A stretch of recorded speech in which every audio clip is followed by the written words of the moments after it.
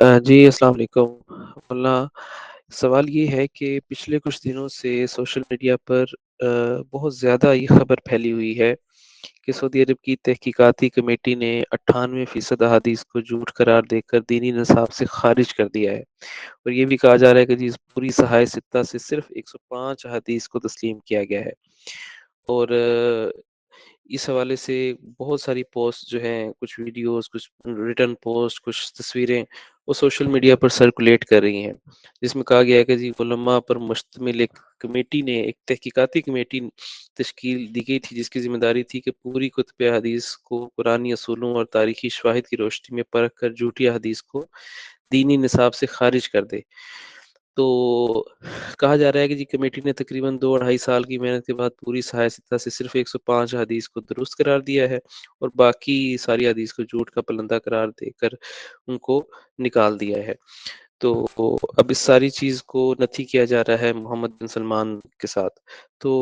اس حوالے سے کچھ چیزیں ہم نے بھی آپ کو بھجوائی ہیں، اس حوالے سے بتائیے گا کہ کیا واقعی اس بات میں کوئی حقیقت ہے؟ بھائی عبد المتین صاحب، آپ نے یہ جو توجہ دلائی ہے، آپ کو میں ایک بات تو یہ گزارش کروں گا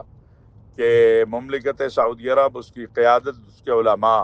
اس وقت پوری دنیا کے اندر اسلام اور مسلمانوں کے لیے جو ان کی خدمات ہیں وہ کسی کی نہیں ہیں۔ اس کی چھوٹی سی مثال ہے کہ ابھی 2-3 دن پہلے جو جمعہ گزرا ہے، اس میں 5 لاکھ لوگوں نے عمرہ ادا کیا ہے۔ یہ سہولت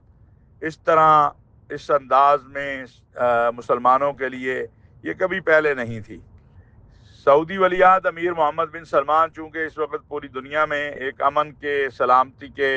اور امت کے جو ہے وہ ایک رہبر کے طور پر، ان کے والد ایک قائد کے طور پر دنیا تسلیم کر رہی ہے، سلامتی کا قائد کہا جا رہا ہے امیر محمد بن سلمان کو۔ تو جو دوست اور دشمن ہیں وہ اپنے اپنے پراپوگنڈے کر رہے ہیں، لیکن ایک بات بڑی واضح ہے کہ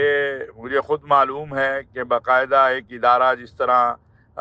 قرآن کریم کی ترویج و اشاعت کے لیے بنا ہے، اسی طرح ایک ادارہ حدیث کی ترویج و اشاعت کے لیے بھی بنایا گیا ہے، اور ہمارے بہت میرے محترم دوست بھی ہیں، بزرگ بھی ہیں، ان کو اس کا سربراہ بنایا گیا ہے۔ تو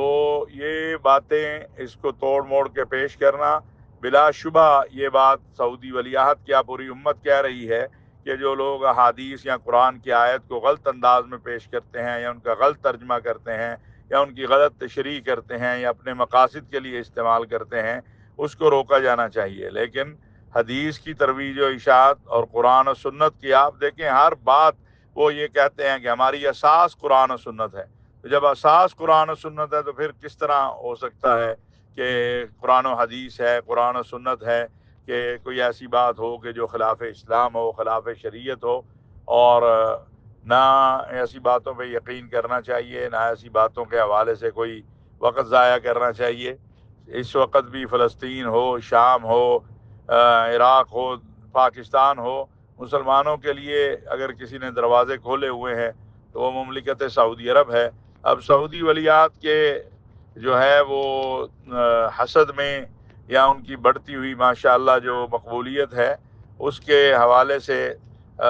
کوئی جو مرضی کہتا رہے، لیکن میں ذاتی طور پر